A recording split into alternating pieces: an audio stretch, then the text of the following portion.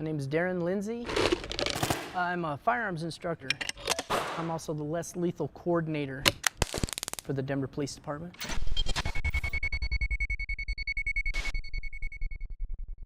Less lethal, pretty much the name just explains, it's some other form of way to gain compliance from subjects where we don't have to go all the way to lethal force. It's just one more tool in their toolbox to keep the public safe, themselves safe, even the subject that they're dealing with safe. One of the items in our toolbox is a personal defense spray. We just refer to it as our pepper spray. The benefit to this is that everyone has it on their belt so they can get to it. It's convenient. We would use this when maybe you're met with someone who's aggressive, looking to assault you but does not have a weapon, and you're not justified in moving to a stronger use of force from your toolbox.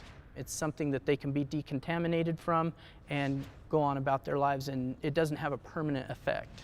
What I would do when I go to deploy this is I would hold it out as arm's length. We don't want to be any closer than 3 feet. You can permanently damage their eyes, and that's what we instruct, is to spray across their eyes from ear to ear, just in little 1-second bursts. So you want to be 3 feet or further away, but you don't want to be so far back that it's ineffective and you can't accurately get the target that you're shooting for. Then we've got the Taser system, and that's an individual carry item as well. Each patrol officer in the city right now has one individually issued to them. An officer would deploy the Taser when the subject rises to the level of active aggression. And active aggression is defined as the threat or perceived threat of an assault on the officer. The Taser runs off of electricity. It can immobilize a person immediately, and it's really, really good for not giving long-lasting effects. The Taser cartridge that we use has 25-foot wires connected to the probes.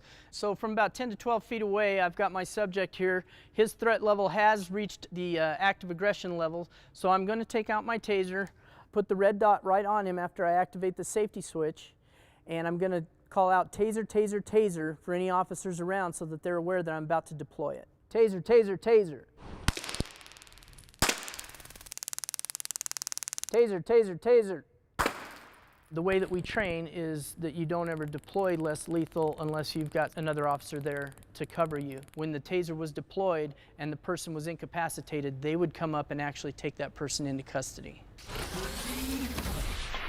Another tool in the toolbox that we use is the 40mm. This is a multi-launcher. 40mm helps us with distance. It projects this foam baton. It's a little black rubber baton. It goes out about as fast as a professional baseball pitcher, about 90 to 100 miles an hour. It will leave bruising, possibly some welts. It should incapacitate a person or make them stop doing whatever they're doing, but it gives us the advantage of being further away versus the pepper spray and the Taser. This can be used a lot of times for suicidal parties. I would deploy it in their extremities, their thighs, their arms, to either disarm them or incapacitate them so that we can come up and take them into custody and get them the help they need. This is a training round, and it just saves money because we can reuse these. So this is what I'll be using to show you how to deploy it downrange.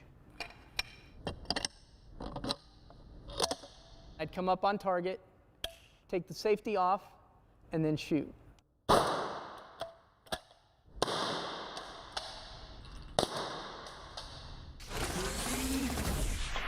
We have a pepper ball system, and that also creates distance for us. It's much like a paintball. What it has is a powdered pava, which is similar to the pepper spray effect. This can be used better than the 40mm if you're searching for someone, or if someone has secreted themselves in a position of advantage.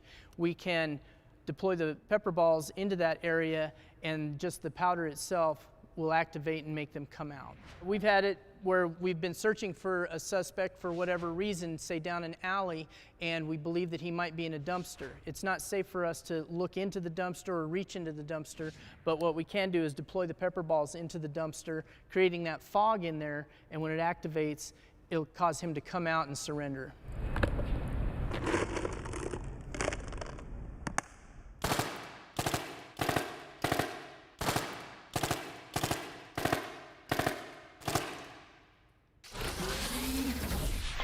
We are also trained in CIT, critical incident training. We are trained now better than ever to be able to identify schizophrenia, dementia, people who are bipolar, those types of things, and ask the appropriate questions. Are you on medication? Those types of things, because when you realize that somebody may not be acting the way that you want them to act, we're finding out now oftentimes it's not because they're aggressive or that they're intending to hurt anyone, it's because they have another issue that can be dealt with without even deploying any of these less lethal systems.